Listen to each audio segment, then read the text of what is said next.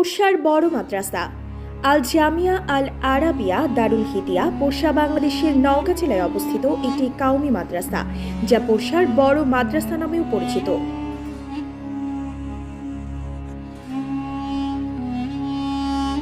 1946 সালে ৭৪ বছর আগে স্থাপিত এই শিক্ষা প্রতিষ্ঠানটি বাংলাদেশের অন্যতম প্রাচীন একটি স্থাপনা।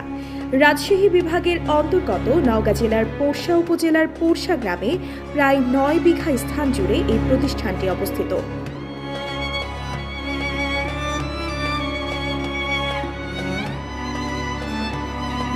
বাংলাদেশের উত্তরবঙ্গের সর্বপ্রথম এই মাদ্রাসাটিতেই দাওরায়ে হাদিস বিভাগ চালু হয়েছিল এবং প্রথম শাইখুল হাদিস হিসেবে দায়িত্ব গ্রহণ করেছিলেন চট্টগ্রামের আব্দুল হক ইসলামাবাদী।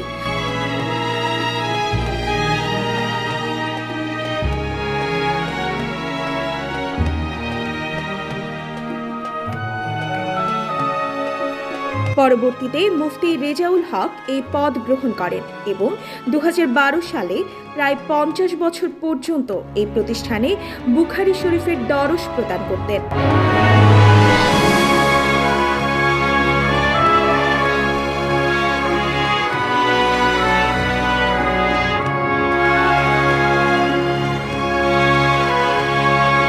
প্রতিষ্ঠানটির নিজস্ব তত্ত্বাবধানে প্রায় 1500 বিঘা ভূমি সম্পদ আছে এবং সমস্ত কার্যক্রম পরিচালনার জন্য বছরে প্রায় 2 কোটি টাকা ব্যয় হয়। 2013 সালে প্রতিষ্ঠানটিতে শুধুমাত্র আবাসিক ছাত্রই ছিল 1100 জন।